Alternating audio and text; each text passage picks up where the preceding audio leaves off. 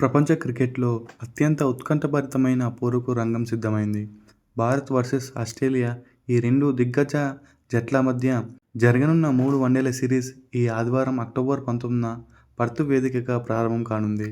అలాగే మనం ఎంతగానో ఎదురు చూస్తున్న రోకో జోడీ మళ్లీ 149 రోజుల తర్వాత గ్రౌండ్లో అడుగు పెట్టబోతున్నారు. అలాగే కొత్త ఓడిఐ కెప్టెన్గా గిల్ రంగంలోకి దిగబోతున్నాడు. చూద్దాం రోహిత్ కెప్టెన్సీని మ్యాచ్ చేస్తాడా లేదా అనేది. ముందుగా ఈ రెండు జట్ల మధ్య గత రికార్డులను ఒకసారి పరిశీలిద్దాం.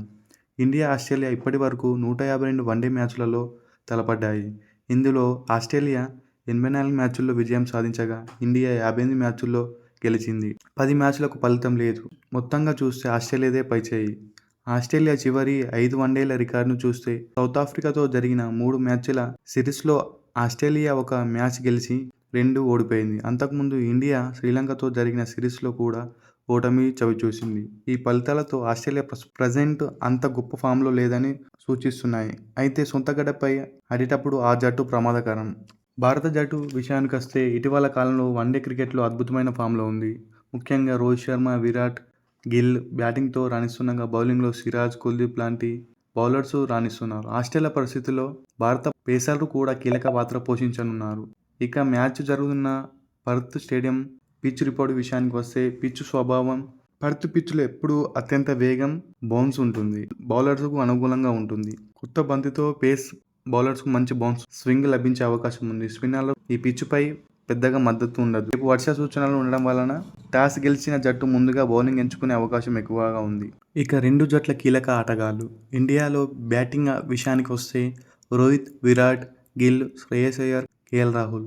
బౌలింగ్ విషయానికి వస్తే సిరాజ్, నితీష్, అక్షర్, కుల్దీప్ లాంటి వాళ్ళు కీలక ప్లేయర్స్. ఆస్ట్రేలియా విషయానికి వస్తే బ్యాటింగ్ ఆర్డర్లో Head, Marcus Labuschagne, Mitchell Marsh, English.